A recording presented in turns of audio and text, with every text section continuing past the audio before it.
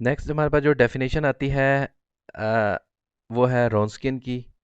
What is a Wronskian? Wronskian actually ये बता रहा होता है कि आपके पास कोई भी जो दो सॉल्यूशन आपने आपने आपके पास आए हैं, ठीक है, वो लीनियरली इंडिपेंडेंट हैं या नहीं। अब दो सॉल्यूशन जो हैं वो लीनियरली इंडिपेंडेंट होना क्यों ज़रूरी है? ठीक है, ये असल में हम आगे जा रहे हैं नॉन होमोजीनियस की तरफ। मोटिवेशन है थोड़ी आहिस्ता आहिस्ता। नॉन होमोजीनियस की तरफ यानी नॉन लीनियरिटी का कॉन्सेप्ट क्यों, हम एक छोटी सी एग्जांपल मैं आपके सामने पेश करता हूँ।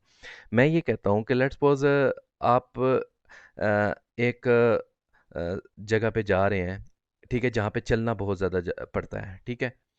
तो आपने उस जगह पे जाना है, तो उस ए जगह से बी तक पहुंचने के लिए जो आपको पैदल चलना पड़ता है वो तकरीबन कोई 3 किलोमीटर है, ठीक है। अब आप तो हैं ही हैं, आप अकेले तो जा सकते हैं, ठीक है। लेकिन जब आप ट्रैवल करेंगे और आपका एक दोस्त है और वो ये कहता है कि यार मुझे भी साथ ले चलो, लेकिन मैं चल नहीं सकता, ठीक है।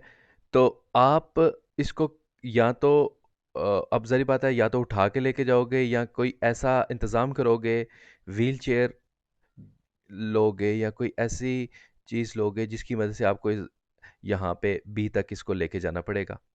यानी जब आप अकेले जा रहे थे तो फिर तो कोई मसला नहीं था, और अगर ये खुद चल रहा होता तो फिर आप इसको साथ ले जाने में भी कोई मसला नहीं था। लेकिन अब ये आप पे डिपेंड कर रहा है, ये लीनियरली इंडिपेंडेंट नहीं है, ये लीनियरली डिपेंडेंट है, आप पे डिपेंड कर रहा है। तो फिर आप इसको कहोगे कि भाई ठीक है जी, आप ऐसा करो, आप यहीं पे स्टे करो, मैं जो है ना अपना काम बी पॉइंट से करके आ जाता हूँ, ठीक है। तो लीनियरली इंडिपेंडेंट हमारे पास यहाँ पे डिफरेंशियल इक्वेशन में भी सॉल्यूशन जो हम होमोजेनियस सॉल्यूशन है या नॉन होमोजेनियस सॉल्यूशन है, उसका जो मल्टीपल सॉल्यूशन जिसे हम लीनियर कॉम्बिनेशन की फॉर्म में सॉल्यूशन कह रहे हैं, वो सॉल्यूशन तभी एक्सेप्टेबल होंगे अगर वो लीनियरली इंडिपेंडेंट होंगे। तो उसके लिए हमें रॉन्स्कियन की ज़रूरत पड़ती है। तो हम ये कहते हैं कि आपके पास suppose y1 y2 are two solution on the interval i of a second order differential equation.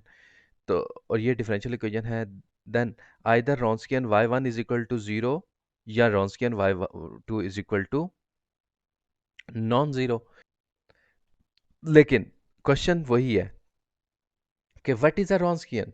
रॉन्स्कियन actually is a determinant of, Wronskian किसका, मैं दोबारा से लिख रहा हूं, रॉन्स्कियन, रॉन्स्कियन ऑफ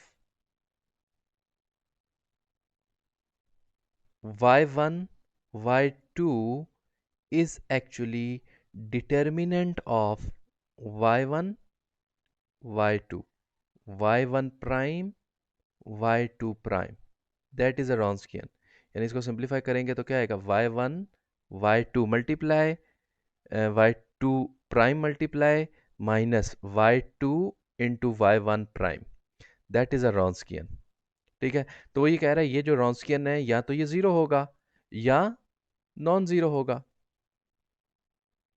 ठीक है। तो अगर ये जो रॉन्स्कियन है ज़ीरो के इक्वल नहीं है, देन तो हम ये कहेंगे कि आपके पास जो लीनियर कम्बिनेशन है यानी y1 और y2, ये आपके लीनियरली इंडिपेंडेंट हैं। लीनियर इंडिपेंडेंट कब होगा? जब आपके पास ये कंडीशन होगी कि Wronskian of y1 y2 is not equal to zero है। अगर y1, Wronskian of y1 y2 is equal to zero है, तो क्या हम ये कह सकते हैं कि ये लीनियरली डिपेंडेंट है? नहीं कह सकते। हमें रॉन्स्कियन सिर्फ non linear, non independent function के बारे में गारंटी देता है, डिपेंडेंट के बारे में हम नहीं हाँ, अगर रॉन्स्कियन ज़ीरो है फिर भी शायद वो डिपेंडेंट हो, लीनियरली इंडिपेंडेंट हो, लेकिन अगर वो नॉन ज़ीरो है तो फिर तो गारंटी है कि वो लीनियरली इंडिपेंडेंट हैं। तो इन दैट केस हम इन दो सॉल्यूशन को हम यूज़ कर सकते हैं। तो नेक्स्ट हमारे पास जो टॉपिक है वो हमारे पास आ जाता है लीनियर इंडिपेंडेंस सॉल्यूशन। तो लीनियरली इंडिपेंडेंट सॉल्यूशन मैंने अभी आपको बताया कि तब होगा जब आपके पास जो रॉन्स्कियन है वो नॉन ज़ीरो है।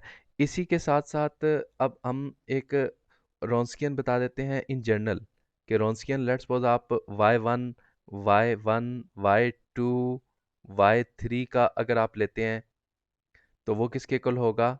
That is equal to determinant of y1 y2 y3 y1 prime y2 prime y3 prime y1 double prime y2 double prime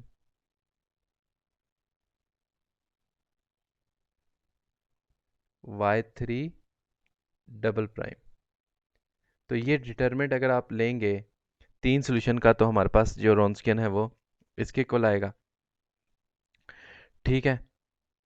इसके अलावा अगर हम बात करते हैं nth ऑर्डर की, तो nth ऑर्डर का भी उसी तरीके से डिटर्मिनेंट होगा कि y1 y2 y3 up to स्वान yn और उनका सबका फर्स्ट डेरिवेटिव। अब नेक्स्ट हमारे पास जो टॉपिक आता है वो आता है कि जो existence of a fundamental set. Fundamental set क्या होता है? Existence fundamental set of solution का मतलब क्या है? A set y1 y2 y3 और ये सारे के सारे अगर आपके पास nth ऑर्डर डिफरेंशियल इक्वेशन के सॉल्यूशन हैं, ठीक है, और इस nth ऑर्डर डिफरेंशियल इक्वेशन के सॉल्यूशन सारे के सारे लीनियरली इंडिपेंडेंट भी हैं। लीनियरली इंडिपेंडेंट का मतलब एक और भी होता है कि c1 y1 plus c2 y2 plus c3 y3 is equal to zero. ठीक है। c1 is equal to zero equal to 0 implies that c1 is equal to 0, c2 is equal to 0, c3 is equal to 0। ठीक है। अगर इस तरह हो तो हम ये कहते हैं कि ये जो आपके पास सॉल्यूशन यानी y1 y2 y3 yn है ये लीनियरली इंडिपेंडेंट है। तो फंडामेंटल सेट ऑफ सॉल्यूशन का क्या मतलब है? एक ऐसा सेट जिसके अंदर n सॉल्यूशन है y1 y2 up to sworn yn और वो सारे के सारे लीनियरली इंडिपेंडेंट है। ठीक है। और लीनियरली इंडिपेंडेंट सारे सॉल्यूशन को अगर हम एक सेट के अंदर रख लेंगे तो वो फंडामेंटल सेट ऑफ सॉल्यूशन होगा। अब ये जो फंडामेंटल सेट ऑफ सॉल्यूशन है ये एग्जिस्ट कब करेगा? इसके करस्पॉन्डिंग एक थ्योरम यहाँ पे डिफाइन किया गया है कि अगर there always be exists a fundamental set of solution of a linear nth ordered homogeneous differential equation on the interval I। यानी इस differential equation nth order homogeneous differential equation जो है वो जब भी एग्जिस्ट करेगी तो याद रखिएगा कि हमारे पास एक फंडामेंटल सेट ऑफ सॉल्यूशन जो nth order homogeneous differential equation का है वो ज़रूर ज़रूर एग्जिस्ट करेगा।